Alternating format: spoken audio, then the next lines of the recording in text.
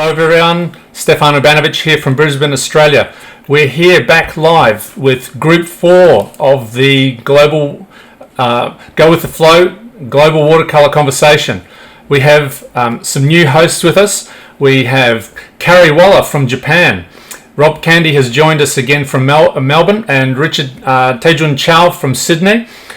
We have a few people that will be hopefully joining us through this transmission. We've also experiencing, as usual, some technical glitches. Ross is with us. Ross Paterson is with us, but however we can't hear him and he cannot hear us. So he's along for the ride. And if we're able to achieve some connections, well, we'll connect, obviously. We have two others, Chinlung Huang and Jin Li, who are hoping to join us later in this transmission as well. So I welcome you all. I welcome the viewers to this little extravaganza we have going around the world for 24 hours.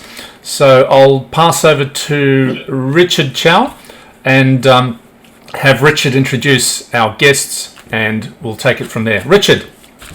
Hello. Morning, everyone, again. Yes, this time in this group, I will be a host. And the first, I say hello to guest and Szczepan. Some artists, some guests has some trouble to connecting with chatting room. So firstly, let me introduce the first guest artist, Carrie Roets-Waller. Hello. Let's say hi to the audience. Hello, everyone. Carrie Roets is living in Japan. She is well known as her how to say that, very realistic, very beautiful glassware paintings. And I checked your Facebook recently. They got a big award of one of your paintings. Congratulations, you here. Thank you.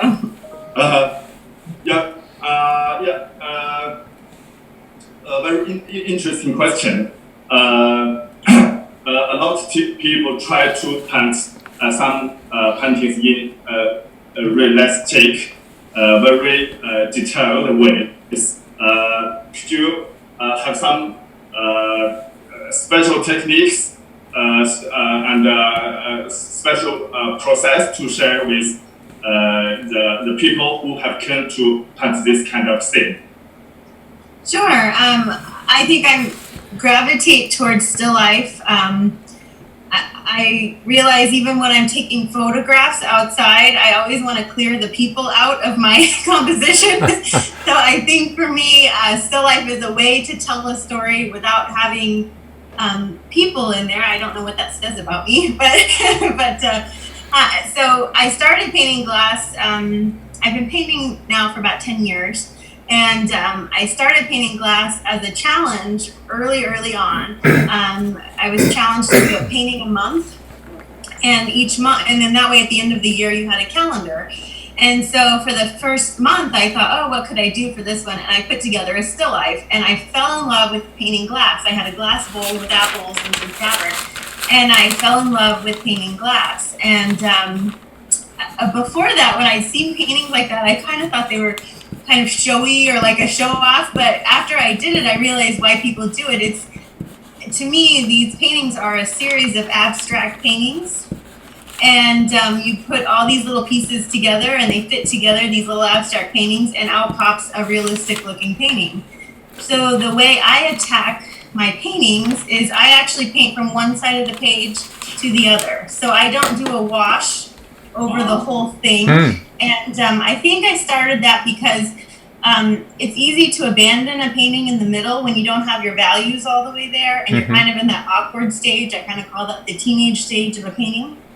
And so for me, if I could establish my values right in the beginning and get my darkest darks and my lightest lights, and just like going an inch across the paper, I get my painting to pop out, and I can see immediately if it's working. I can see where I need adjustments. And so that's kind of how I approach painting my paintings. Wow. Yeah, very interesting. Yeah, because we saw the process of people doing doing a painting in different ways, and you mentioned one is from the whole picture, Right. and give a basic tone or something. The another way is from part to part. Right. Thanks for sharing. It's very interesting. I saw you some of your bio. Yeah, you learned interior design, is right? Before. What kind of opportunity you concentrate to your watercolor painting and full-time artist?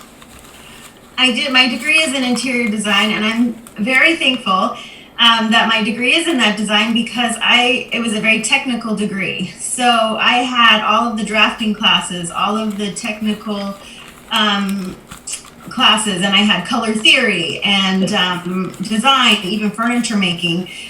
So I had all these classes that were heavy in design, compositions, and putting together an entire package. So to me, that has helped with art tremendously. I also studied graphic design for a while. So all of those areas have really, I think, made me a stronger artist, especially when I'm conceptualizing a piece from the beginning. I think, if you don't have a strong concept in the beginning and a strong drawing, then your painting's not going to go anywhere but down. So having those technical skills, the drafting skills, all of that has really been important. I did have some studio fine art classes, and I always thought that they were a little more, how are you feeling about this piece, less more than the technical aspect. So I'm very glad that I do have those classes under my belt. Mm-hmm. Yeah. Great. Do you have some painting to show to audience and give some introduce something like that? Sure, I'm going to attempt to screen share with you guys, so let me see if I can do that. And then I have a couple here, but it's harder to show them, so I'm going to attempt to screen share, and I can talk I have basically 4 series. It's showing that it's disabled screen share again. Screen share. But I have basically 4 series that I've been painting. I have a bottles and jar series. I have a tea series. Try again. Go again. Okay, I have a Japanese series. So there we go. I'm gonna start. There we go. There we are. Great. I'm gonna flip actually to this one. This was my first. Can everybody see that? Absolutely. Okay, this was my first ball jar painting, and when I first started painting, what I was gaining inspiration from was my childhood and childhood memories, and my grandmother lived in Illinois, and that's where most of my family was, and they had a farm, and so canning was a very big important thing when I was growing up. And even my great grandmother's house, they would have the canning pantries, and it would be full of these sparkly ball jars that were in there. So that was some of my first memories as a child. So I wanted to kind of do an homage to my childhood, and also what's popped up again and again in my work is kind of paying tribute to these utilitarian objects that we use in our everyday life that you take for granted sometimes, and I wanted to show how beautiful they were. So I started with my canning series, and I'll go to the next one. And this one is called Celebration. And this one I lit up the insides and just caught all those crazy colors. And you can see how there's so many little abstract paintings within this painting. So that was my second one, and then I'll show you my most recent one. I've gone back, I think during this global pandemic, I wanted to kind of go back to my roots. So this is my most recent one, and it's called Conservation. And this was a fun one to do because I actually did one called Preservation, which was a portion of this several years ago. So it was fun to go back and paint again and just to see how far I've come, how I've changed over, I'd say 5 or 6 years. So that one's called Conservation. And then I'll move on to my light bulb series. And this one is called Band. And I painted this one. In the United States, they were going to ban incandescent bulbs. And when I read that article, I thought how important lighting is to artists. And to have fluorescent lighting or only LED to me was a little scary. So all of a sudden these light bulbs became the most valuable thing that I had in my house. And I literally, like a crazy person, took them out of sockets, went outside and set up a still life. And I wanted to catch those. What was interesting is that the long shadows that, I think most artists, light is our muse. And so these long shadows that were popping up, and the colors that were popping up, because I had some of the reveal bulbs that are those bluish purple bulbs, and they shot those blues and purples through. This is another one in that series. This is called Sylvania. It's a more recent one. I taught this one. I did a workshop last year in Florida, and we painted, my students and I painted this one. It's so called very interesting, the signature, the place of signature. And this is my most recent one, which I have painted. I'm invited to Fabriano this year. Oh. And so now I guess it'll be next year. So this is my most recent one. It's called Denkyu, which means light bulb in Japanese. And you can kind of see my palette has changed some. Got a little bolder with colors as I've gone on. And then I'll just show you a couple for my tea series. Okay. Beautiful. This is called ginkgo tea. Everyone in Japan, everyone loves the sakura, the cherry blossoms, but I happen to love the ginkgo as much. So I really wanted to. I've done ginkgo a couple times now. The ginkgo tree is very popular in Japan and in as well as China. In China, yes. Wow. Yeah. And this painting is Abundance, and this is the painting that just won the award you were talking about in the beginning. So I won the grand prize in the American Women Artist competition. And this painting was Abundance. Now this is an area where living in Japan has influenced my art, because in Japan there are so many lights and it's sensory overload when you go into Tokyo with the lights everywhere, the sounds. Even when you go shopping, they have a television monitor with a commercial blaring for every product. So this painting was kind of how sensory overload has popped out in my work. And so I just have things going on everywhere with the lights all over. And at the time I thought, this is so crazy to paint, but it's doing well. It's done well for me. So there'll probably be some more. This is a second one I did in this called Hikari, which means light. Fabulous. And I wanted to get those silhouettes of the black cast iron teapots back there. Yeah, it's this kind of teapot. It's the best metal teapot is made in Japan. Yes. Yeah, that's good. That's good. Richard, I have a question. Just a quick interjection. Sorry, Carrie. I'm just I've been trying to resolve a little issue with our technical department here about connecting with Ross.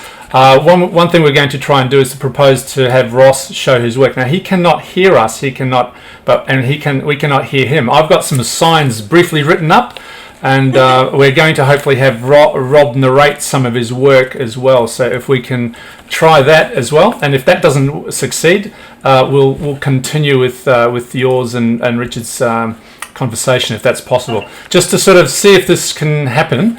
Oh, Ross has just disappeared. Ross, this is for you. I know it's a little bit agricultural, but can you show us your work for 5 to 10 minutes? Can you do that? Hopefully he can read that. Go. And I'm going to hand it over to Rob if he's, hopefully he's going to pick up his camera. I'll tell him to pick up his camera. Sorry, I know this is a bit agricultural, but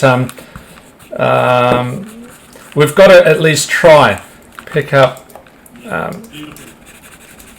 Thanks, Ross. Beautiful. There you go. And if you can pin Ross's work to the. Yep, go for it, Rob. We'll pin Ross's work up. Ross is a true plein air painter and loves the outdoors. He lives in the country outside of Melbourne and out towards Shepparton, and he loves the outdoors. This would be one of the country town scenes. Beautiful work, clean, loves the sky and atmosphere. And Ross is a great watercolourist in terms of his use of water and colour, and just lets it all happen on the page. Just lets that water flow. Yeah, I've also just I've been just as a side comment there, Rob. I've been watching a little bit of just going back over some of his paintings over the years, and what blew me away is exactly as you said, the light, the amazing Australian light that he gets on all of his scenery. It's just something that you just don't get that quality of light in Australia. Well, anywhere else in the world. Certainly in Australia, it's absolutely iconic. So. I was really blown away when I started going back over all of his paintings. It was it was a very quick history lesson in watercolour.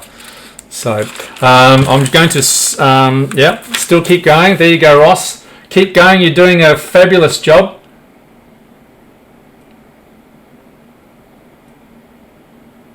Yeah. I know that's a little bit agricultural, but you know, yeah. I'll just sign. I'll say you're doing well. Beautiful paintings. You're doing well. That's the one. Great. Few more. I'll say few more, and then Carrie. Few more. Few more. I know this is a bit agricultural, but hey. When you have to adapt and change the script a little bit, so be it. I think he's running off. He's running off. We'll get back to Ross in a minute. Sorry, Carrie. Continue with Richard. Sorry about that. I thought I'd just see if we could at least try and get Ross on there for a slice. Go for it. Okay. No worries. Carrie. Yeah. Most of your works are the glasswares or something like you showed to us. Do you have a future plan to do more different things? Yes, I have done a couple of landscapes in Japan, and I plan to do some more of those. But whenever I'm painting for competitions or things, I think people are looking for my glasswork. So it's just kind of trying to break into a different arena with different subjects. But yes, I have a couple of that I've done that aren't glass that I can share with you in a little bit whenever you want to see those. Please. And do you Do you have those with you now? Yeah, I can screen share them. Fabulous. Mm-hmm.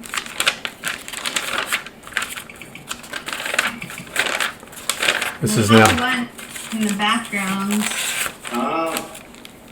Close up some of these. And this one is the Japanese festival scene. Oh. And once again, the light. We happened to be at this nighttime festival, and it was hot. And we'd gone into a restaurant to sit and wait for it to cool off a bit. And when we walked out, we had that kind of 4:30ish, 5 o'clock golden glow coming through the banners here. They're festival banners, and they have this fabric that's like almost glittery. And I wanted to capture the light coming through that one. So that one is my Japanese festival. And then this one, these are called imas. And they are wooden plaques that you write your prayers or your wishes when you go to a shrine, and you hang them there and leave them. And at the end of the year, they burn things that are left But that's what these are. These are Emmas. And so once again, the light was captured, at the right time. And I have a lot of warm and cool colors going on in there. But that's a couple examples of some non-glass work of mine. Do the character on the paper? Did you write it? Yes. Well, So I use I use a ruling pen. Have you ever used the ruling pens? I don't know if I can easily get it. It's an architectural tool, and if I can show, it's yeah. That goes back 40 years. Yeah. This is from my graphic design days. Yeah, now we're cooking. Yeah. So I pull this out, I do all my masking fluid, and I do a lot of my lettering and fine lines with my ruling pens. Wow. And Japan makes everything so much better. When I lived in Germany, all of your things you buy there are really well manufactured, and Japan's the same way. So this is a Japanese ruling pen, and I love it. Wow. I have been using that a lot. Oh, yeah. So what sort of length of line do you get with something like that? I mean, it's a technical thing, but how long does that last for? It's not quite like a brush, though, is it? It lasts pretty long because you can fill that. You can fill that right up, can't you?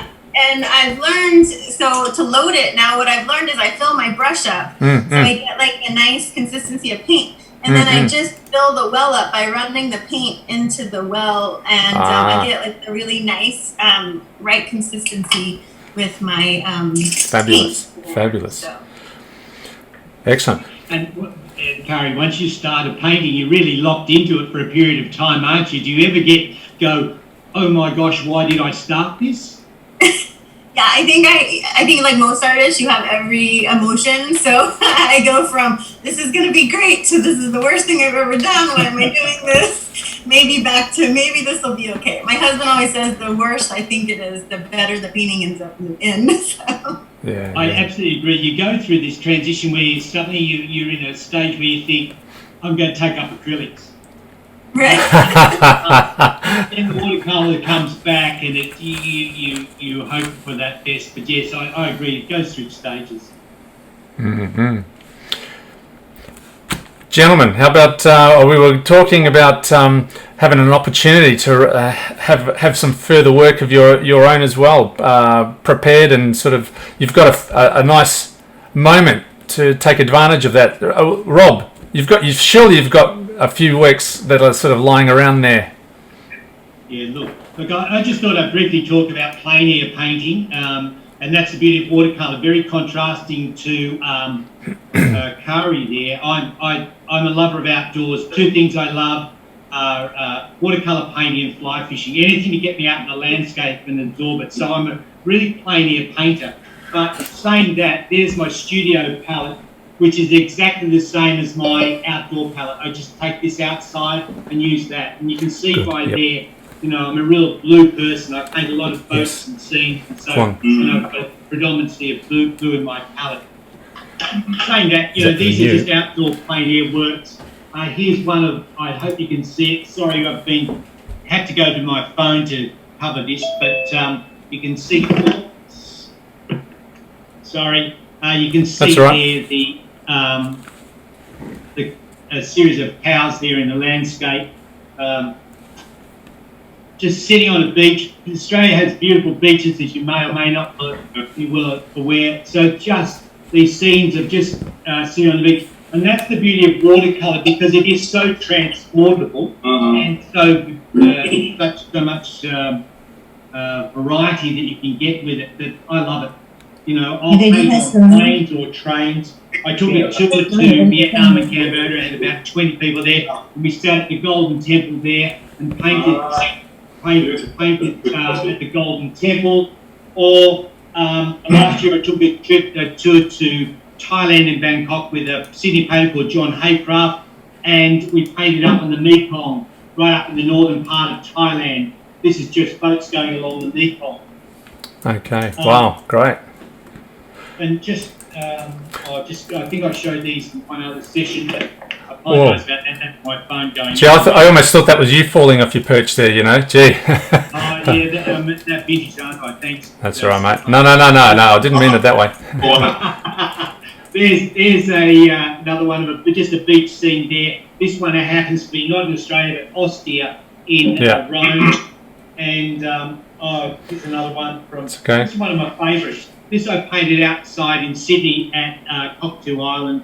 Fantastic. Balance. Richard.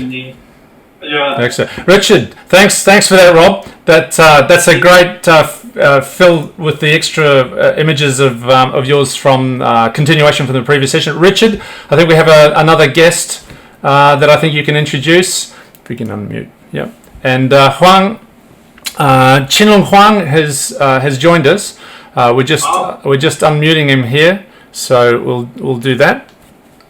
Okay. And Richard, back to you. Okay. Yeah. Hello. Yeah. Huang Chinlong Huang. Hello. Maybe turn the camera. Yeah. Okay. Yeah. Firstly, welcome to our chatting room. Yeah. Yeah. Richard, just a quick one. Can Huang please turn his camera around so that we can see him properly? Okay. That's fine.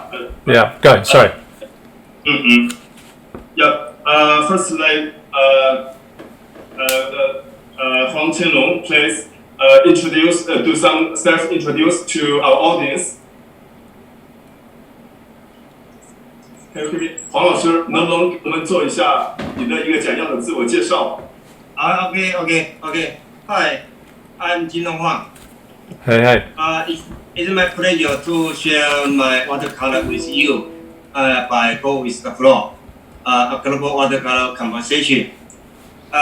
In recent decades, the watercolor has been the generation of the global trend. You can saw watercolor exhibition everywhere, but now due to the COVID-19, many museums and galleries closed.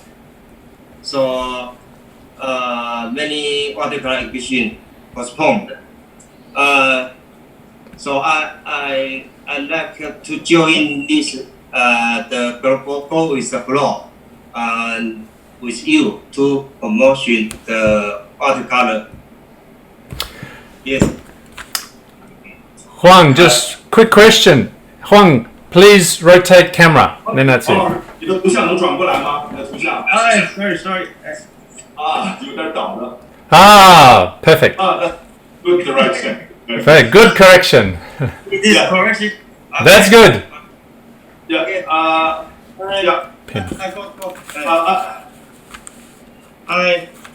I curated the exhibition. Tradition and Transformation, Taiwan, Australia International Watercolor Exhibition. I curated this exhibition with the David Newland, the AWI president. The exhibition now display on the Teijun Art Center, Taichung City in Taiwan. I'd like to show you this is the poster. Looks great. Fabulous. This is the date in Taiwan, and this is we plan to display in Sydney, Juniper Hall, July. But now in Australia, all gallery and museum is closed. Yeah. But we don't go there. Yeah. Yes. Chinlong is organizing Australian and Taiwan exchange exhibition. It is right now exhibited in Taiwan. Right? 就在台湾展出。黄老师，台湾展出。大家好，接下来我来介绍一下，因为毕竟在这个直播来讲，包括在英文、在中文都会有很多人看，所以请那个赵老师来帮忙来翻译，这样会比较轻松。Okay. Yeah. Yeah. Chairman Huang said he has some information will to share with us. Yeah, I can translate it. Okay. 王老师，镜头还有点问题。 Yeah, I'll just come in there. We've got 这样 a. 子这样名字对吗？还是我要转过来？ Sorry, Rob. He's talking about a joint exhibition that we have in Australia between the Australian Watercolour Institute and the Taiwanese Watercolour Institute. We have swap paintings, and we have an exhibition which is in Taiwan at the moment, and that will travel back to Sydney next year at some point. Thank you. Yeah. 现在来讲，其实这个展览本来是在台湾跟澳洲展出，那么因为澳洲现在没有开放展览馆，所以可能还在等待进一步的讯息。Yeah. Please. Yeah. Mr. Huang said the exchange exhibition is showing in Taiwan because the coronavirus have no possibility to exhibit in Australia, but waiting for the right time. 王老师，继续。我们谈到水彩，我们都会想到这是英国的传统，但是我们如果谈到水墨画或国画，我们想到这是中国的传统。那么我们策划这个展览的意思就是水彩画同样是一个以水作为调和的媒介。那么随着时代的演变，到目前有什么样的彼此互相的冲撞跟影响？ Yeah. As we all know, watercolor is originally from west world, and the ink painting is from China. As they all are water medium, we have tried to know what's the influence between them. 这个就是这一次我们的主题叫 Tradition and Transformation 的一个关键，看看这个传统跟变革之间有什么样的一个相互关联。Yeah, the theme of this exchange exhibition is tradition and transformation. Yeah. Yes.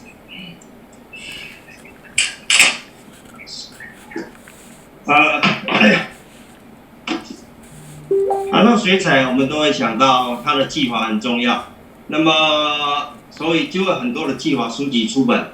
好，那这个就像是台湾一个叫做中华亚太水彩艺术学会出版的书，这个我们大概预计每一年出版一本书，这个叫做 The Secret of Watercolor。Yeah, Mr. Huang introduced some books published in Taiwan about the techniques, secret of watercolors. The books in his hands. It's great. 黄老师，我们讲到水彩，当然，这里有本书。技法在水彩一定是很重要，但它不是一切。那当然我们会认为水彩是不是让它可以在水上、在纸张上面来自然流动，这是一种可能。所以去看这本书所讲的。Yeah, Ms. Huang said technique is very important for watercolor. That book he holds is about this kind of content. 来，我做简单的示范。Yeah, Mr. Huang will give a good demonstration for us. I show you. Watercolor is water. You put the water here, and with color. Yeah. It shows. It may be mixed watercolor paint itself. 但是这讲起来应该有它的可能性，但是也很困难。因为水跟彩结合之后，在纸张上自然流动，它有很多种可能，但是它有很多种不确定性。Yeah, Mr. Huang said the water, the mixture of water and the color, they combine together through everywhere can produce some possibility of the effect. This is very fantastic. So why I like the watercolor so much? Thank you. Yeah, it's the reason Mr. Huang like watercolor. Fabulous. 接下来我跟各位介绍一下。Fabulous. So you have some work. Excellent. Wow, that's great. 水彩讲究的地方，所以必须利用水本身的干湿的关系，一些些微的差异会让效果做不同的变化。我从前景、中景到更后面的云之间的转化，其实你只要有办法利用水本身的干湿，你可以把这些效果让它在上面所产生的节奏符合你所需要的。This Huang is showing one of his work. He said the water is important for watercolor painting. He used different moisture brushes to do it. For the background, the subject is far. Use more water. And for the front subject, use something like the dry brush. It's about his technique. 我们看这个地方到这里，它本身的那种肌理跟强度，其实来自于它的湿度的控制。Yeah, he said the texture and the effect is come from the moisture of the watercolor and the watercolor and the water combined together. Okay, next one. Oh, another piece. Another piece. Fabulous. Oh, it's a beautiful one. Beautiful. Thank you. Very nice. 我刚刚谈的是水分的干湿，现在谈的是一种破解形象。那么在绘画来讲，我们可能是想要去描写我的对象跟情境，但是有时候形象的破解不会让形象聚集在那个地方，它所扩充出去的视觉意象可能会更丰富。please。方老师，我有一个问题，顺便问一下你，就是后边的这些就是那个色彩后边那个颜色那一块颜色的流动，是不是有一些这种你结合到国画里边、中国画里边的一些？有，您很厉害，对，是的。我觉得一个绘画的表现，它跟文化的素养必须关联。这个就是您刚刚很锐利的在里面看到我这样的一个企图。谢谢。Okay. I have a question with Ms. Huang about the background, the watercolor flow. Yeah, is something come from the Chinese ink painting. Mr. Huang talked about a very academic question. Is something to have elements from a Chinese traditional ink. 方老师，好，来，我们继续啊。这个是大家所熟悉的地方，非常美丽漂亮的 opera 以及内。这个是我大概在2年前去雪梨的时候，在现场写生的一张作品。Yeah, this one is this is a plain error one when he came to Australia 2 years ago. Very beautiful. Beautiful. Lovely tones. Thank you. 非常漂亮的色调。这一张可能比较不容易辨别它是哪个地方，这个就是在雪梨市区的叫做海德公园。it's a 会 surprise. 打到海的梦，这里有小小的那个fountain喷水池，这个地方，我靠近一点你们看。Yeah, it's surprised. This piece seems like a normal one, but if you read it carefully, it's Hyde Park. It's Hyde Hyde Park. Park. Also, Oh, 我希望借由这两张作品连接到雪梨来，连接到澳洲来。yeah, she said these two pieces is a connection with Taiwan and Sydney. Very nice. 再来给各位看一下我几张的写生的东西。